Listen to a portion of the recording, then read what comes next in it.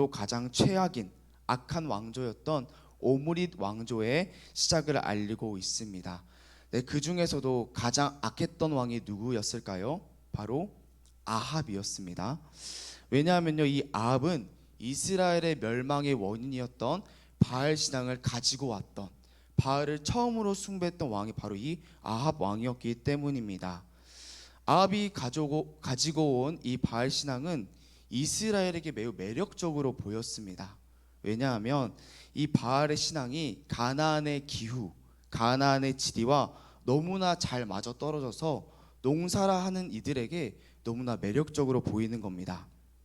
바알을 위한 제사와 절기, 축제들이 가나안의 우기와 그리고 가나안의 추수 시기와 딱 맞춰져서 돌아가고 있었기 때문이죠. 바알을 위해 큰 제사를 드리고 있을 즈음 하늘에서 뭐가 내리기 시작할까요? 비가 내리기 시작하는 겁니다. 우기인 거죠. 또 아세라를 위한 행사를 벌일 즈음에는 가나안 땅에 추수를 하는 시기가 이르게 됩니다. 이렇게 가나안의 모든 것들이 바알에게 맞춰져 있으니, 가나안의 모든 것들이 바알의 중심으로 돌아가고 있으니, 바알이야말로 가나안의 신이고 바알이야말로 가나안의 생명이라고 생각하고 있었던 것이죠.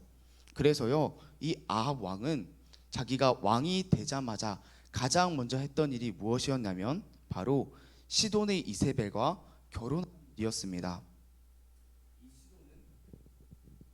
시돈은 바알 신앙의 본거지였습니다. 바알 신앙의 체인점이 아니라 바알 신앙의 본점입니다. 게다가 운이 좋게도 아합이 결혼한 이 이세벨의 아버지가요, 누구였냐면 바알의 제사장이었습니다. 그러니 아합은 이 장인어른에게 우상 숭배의 비법, 그 비밀들을 다 전수받아서 이 이스라엘에 마구마구 도입하기 시작하는 것이죠. 얼마나 아합이 이 바알 신앙에 열의가 있었는지를 우리 31절, 16장 31절부터 33절에서 볼 수가 있는데요. 제가 읽겠습니다. 느밧의 아들 여로보암의 죄를 따라 행한 것을 오히려 가볍게 여기며 시돈 사람의 왕 엣바알의 딸 이세벨을 아내로 삼고 가서 바알을 섬겨 예배하고 사마리아에 건축한 바알의 신전 안에서 바알을 위해 제단을 쌓으며 또 아세라상을 만들었으니 그는 그 이전에 이스라엘의 모든 왕보다 심히 이스라엘 하나님 여호와를 노하시게 하였더라. 아멘. 수도 사마리아, 북이스라엘의 중심지였던 이곳에 커다란 바알 신전을 세우고 바알의 제단을 쌓고 모든 이스라엘 백성들이 지나가는 사람마다 바알을 예배하게 하는 겁니다. 이렇게 이스라엘에는요, 바알의 어두운 그림자, 멸망의 그림자가 드리워지기 시작했습니다. 그때에 하나님이 한 선지자를 보내셨는데요, 그 선지자가 누구였습니까? 바로 엘리야 선지자를 보내시는 거죠. 오늘 엘리야는요, 이 아합이 외치고 있는 시돈의 바알에 대항해서 여호와 하나님을 선포하기 시작합니다. 우리 함께 열왕기상 17장 1절을 함께 읽겠습니다. 시작. 길라앗에 우거하는 자 중에 디뎁 사람 엘리야가 아합에게 말하되 내가 섬기는 이스라엘 하나님 여호와께서 살아계심을 두고 맹세하노니 내 말이 없으면 수년 동안 비도 이슬도 있지 아니하리라 하니라. 아멘. 엘리야가 이스라엘의 하나님을 선포합니다. 그런데요, 그 앞에 조금 특별한 수식어를 붙이고 있습니다. 어떤 하나님이라고 말합니까? 내가 섬기는 하나님이라고 말합니다. 엘리야는 20절에서는 이렇게 말합니다. 여호와께 부르짖어 이르되 내 하나님 여호와여. 21절입니다. 그의 아이 위에 몸을 3번 펴서 엎드리고 여호와께 부르짖어 이르되 내 하나님 여호와여. 그래서 무엇을 붙입니까? 나의 하나님, 내 하나님을 붙입니다. 시돈의 바알과 대항하여 내 하나님, 나의 하나님을 선포하고 있는 거죠. 과연 누가 생명을 주관하고 있는가? 저 시돈의 바알인가? 아니면 나의 하나님인가? 시돈의 바알, 저 옆 동네, 저 멀리 있는 옆 나라의 바알인가? 아니면 나의 하나님, 이스라엘 우리의 하나님인가? 한번 대결해 보자. 지금 엘리야가 이렇게 나아가고 있는 겁니다.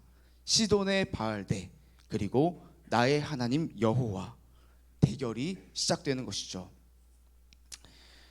이렇게 왕에게 대항하자 아합이요 이 엘리야를 가만히 내버려 뒀을까요? 아니겠죠. 당장 엘리야를 잡아서 죽이려고 합니다. 그래서 하나님께서 이 엘리야를 피난시키시는데요.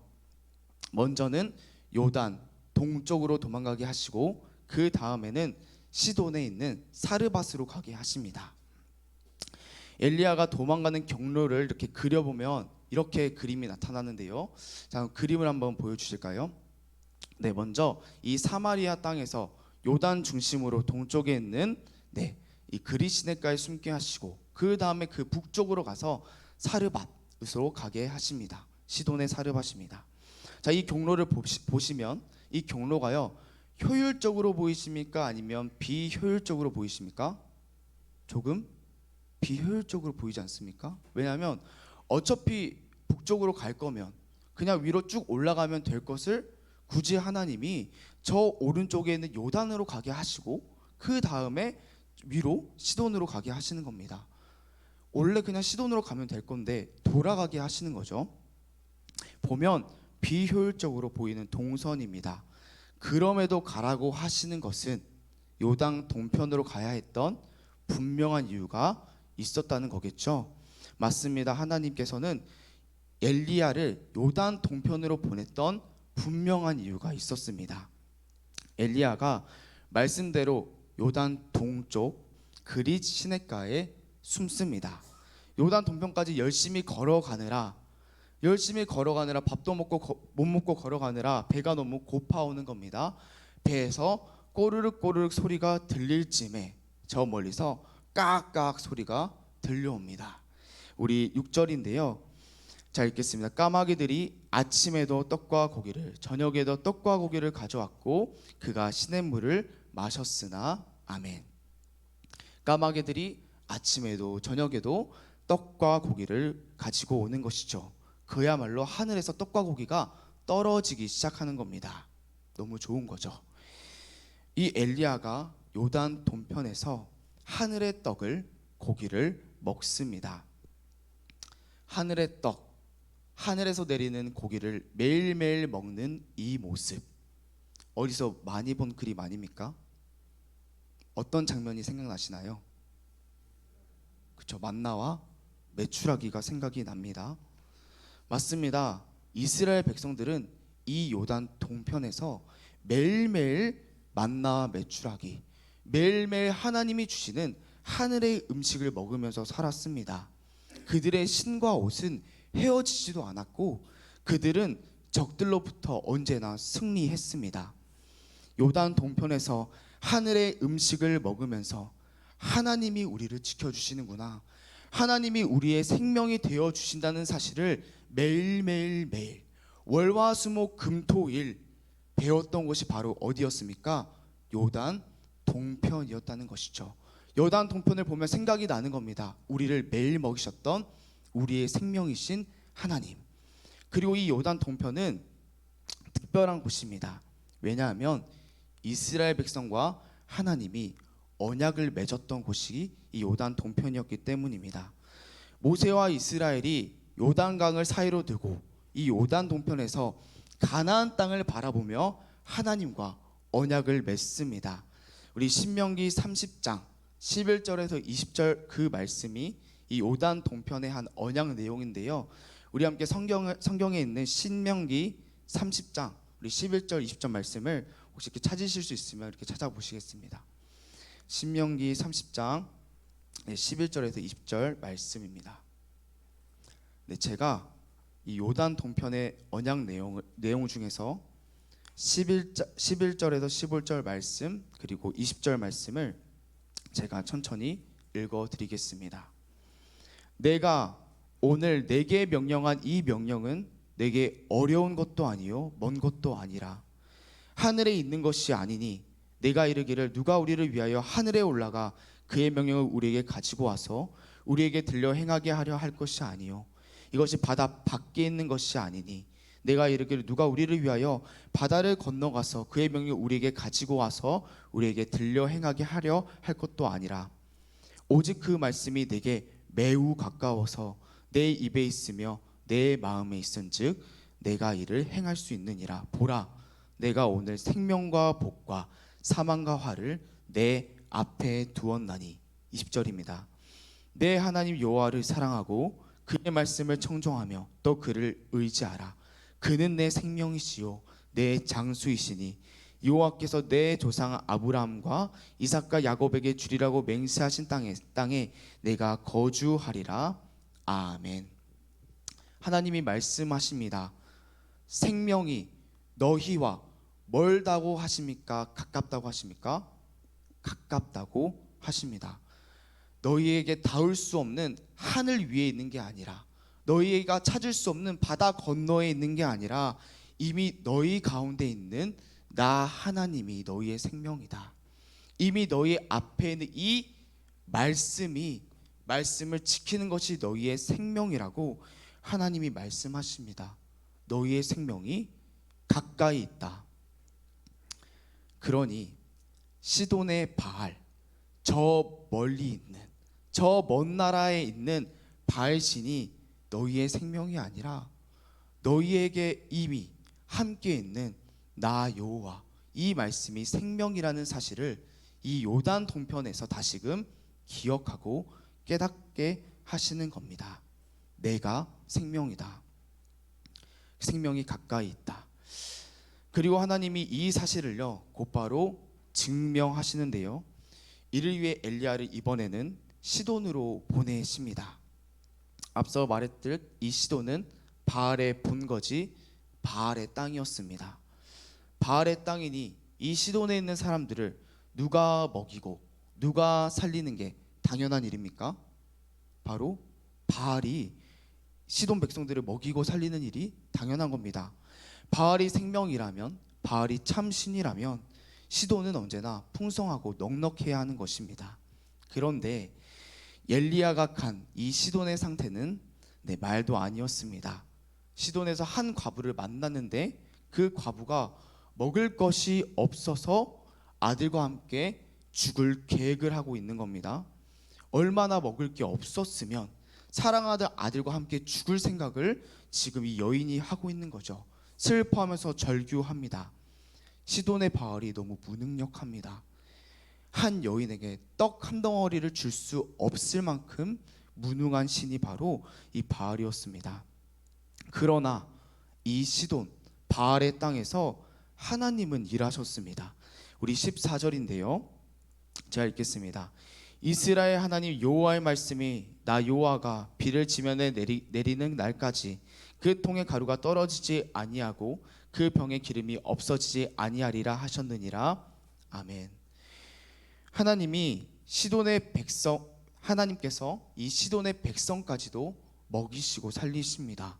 이 과부와 그 아들을 먹이시고 채워주시는 것이죠. 그런데 얼마 안 돼서 그 과부의 아들이 죽어버렸습니다. 병이 들어서 죽어버렸습니다. 이 과부는 엘리야를 향해 원망하고 그리고 통곡합니다. 슬퍼합니다. 엘리야, 이게 무슨 일입니까? 그러자 엘리야가 그 아들을 위해 기도하기 시작하는데요, 우리 함께 21절 말씀을 우리 함께 읽겠습니다. 시작. 그 아이의 몸을 3번 펴서 엎드리고 여호와께 부르짖어 이르되 내 하나님 여호와여, 원하건대 이 아이의 혼으로 그의 몸에 돌아오게 하옵소서 하니. 아멘. 시돈 바알의 땅 한가운데서 엘리야가 내 하나님 여호와를 외치고 있는 겁니다. 내 하나님 여호와를 선포하고 있는 겁니다. 시돈의 바알이 아니라 내 하나님 여호와. 그 이름을 외쳤을 때 무슨 일이 일어납니까? 그 아이가 살아나는 일이 일어나는 것이죠. 성도 여러분, 누가 생명이십니까? 하나님이십니다. 시돈의 바알이 아니라 언제나 나의 하나님이, 이스라엘의 하나님이 이스라엘의 생명이셨습니다. 그러니 이스라엘 백성들이요, 다른 곳, 다른 먼 나라 가서 나의 생명을 찾겠다고 수고하고 고생할 필요가 있었습니까? 없었습니까? 없었습니다. 저 멀리 있는 옆 나라 시돈까지 가서 바알에게 생명을 찾을 필요가 있었습니까? 없었습니까? 없었다는 겁니다. 너희의 생명이 멀리 있지 않다. 너희의 생명은 가까이 있다. 그들에게 가까이 계신 나의 하나님, 그들에게 가까이 있었던 이 하나님의 말씀을 지키고 경외하는 것이 생명이었다는 사실입니다. 우리 한번 다시 신명기 30장 11절, 14절, 20절 이 세 절 말씀을 우리가 함께 읽겠습니다. 우리가 함께 읽습니다. 시작. 내가 오늘 내게 명령한 이 명령은 내게 어려운 것도 아니요 먼 것도 아니라 오직 그 말씀이 내게 매우 가까워서 내 입에 있으며 내 마음에 있은즉 내가 이를 행할 수 있느니라. 내 하나님 여호와를 사랑하고 그의 말씀을 청종하며 또 그를 의지하라. 그는 내 생명이시요 내 장수이시니 여호와께서 내 조상 아브라함과 이삭과 야곱에게 주리라고 맹세하신 땅에 내가 거주하리라. 아멘. 성도 여러분, 생명이 우리와 가까이 있습니다. 이를 기억하시기 바랍니다. 우리가 다른 먼 곳에서 찾기 위해서 수고하고 고생하고 고민할 필요가 없습니다. 이를 믿으시기 바랍니다. 우리의 생명이 가까이 있습니다. 오늘 이곳에 계신 하나님이 우리의 생명이십니다. 우리의 생명이 가까이 있습니다. 우리 앞에 놓여 있는 이 하나님의 말씀을 지키고 붙드는 것이 우리의 유일한 생명입니다. 그러므로 가까이 있는 이 생명을 붙드시기 바랍니다. 저 먼 곳에서 무엇을 찾기 위해 고생하고 수고하고 고민하고 낭망하는 것이 아니라 그 모든 수고를 멈추시고 오늘도 이 시간 나의 하나님을 붙드시며 오늘도 내 앞에 있는 이 하나님의 말씀을 지키시고 굳게 붙드셔서 그 생명을 가까이 하시는 모든 성도님들 되시기를 소망합니다. 우리 함께 기도하시겠습니다. 하나님, 오늘 이 시간 우리와 가까이 계시는 하나님을 붙들며 나아갑니다. 하나님, 오늘 이 시간 내 앞에 놓여 있는 이 생명을 지키며 의지하며 나아갑니다. 또한 우리의 모습을 회개합니다. 하나님이 아닌 자꾸 먼 곳에서 다른 곳을 찾기 위해 고생했던 우리의 모든 것들을 내려놓으며 나아갑니다. 오직 하나님을 붙들 때에 그 생명과 하나님이 주시는 복으로 우리의 삶이 가득 채워지는 그 은혜를 오늘 하루 누리며 살아가는 우리의 삶 될 수 있도록 함께 주시옵소서. 예수님 이름으로 기도드렸습니다. 아멘.